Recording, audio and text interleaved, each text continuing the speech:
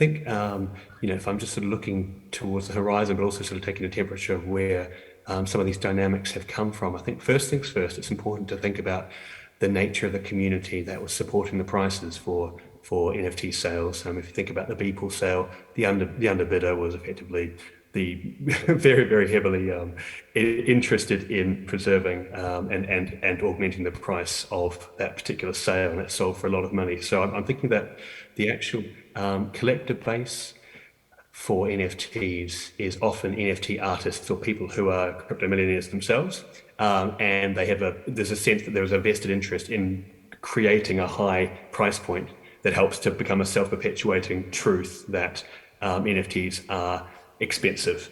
We're talking about the top sort of tier. So just to keep that to one side, but not to say it doesn't happen in the traditional art trade, but that's sort of another discussion. So I think additionally, investors in NFTs or people who are part of those communities are often artists who are supporting other artists. And so if I'm an artist and I'm making work and my friend is an artist, if they're buying my work, I'm very likely to buy their work. And that starts to set a really nice kind of collegial atmosphere, but it's also the nature of the traditional collector is changing. The artist is the collector now as well as the creator, and if they're selling, they're also going to become the dealer. So they're actually doing all these things at once, whether they sort of acknowledge these things or not. I also think I think it's important for us to pause for a second and think about, not to sort of get sort of French existentialist on all of this, but we think about sort of, what do we do with our leisure time, and how is our leisure time changing, or is it changing over time? And what roles do traditional museums and art galleries, not commercial art galleries, but more public sector or national museums, what roles do they play in inhabiting our leisure time?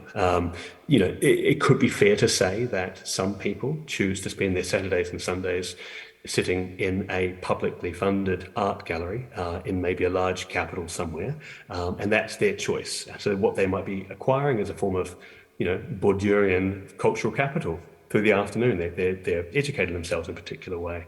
Now, a lot of that capital, that cultural capital, comes through, was transmuted through traditional, so if we take the art trade, traditional art history. So people like, as Fatmire has mentioned, there's a reason why their organisation has chosen a Picasso, because some people have a view that Picasso is a particularly, a very, very well respected artist who changed the history of art, pretty much overnight. So I guess what I'm saying here is that the traditional structures of going to a gallery and looking at a picture in the flesh, I think those are not going away easily, primarily because a lot of the traditional galleries are funded by states, funded by nation states, funded by local commissions. So I see there's going to be a hybridization. So some of the traditional galleries are going to start offering up new wings where they offer a digital gallery experience to sate the appetite of people who want to see more of a digital asset or a digital product, etc. But I can't see, for instance, the Louvre in Paris deciding that they're going to shut the doors and just create a digital entity. And if we think about visiting the Louvre as something that you might do in Paris when you visit Paris, then it's going to take quite a long time for that sociology, that sort of sociological practice to be reversed. And I don't suggest it will. So there are lots of vested interests in kind of preserving the gallery museum system. They play a really important role in creating a sense of, pejoratively, a hierarchy of cultural value. And that is being disentangled now, which is great.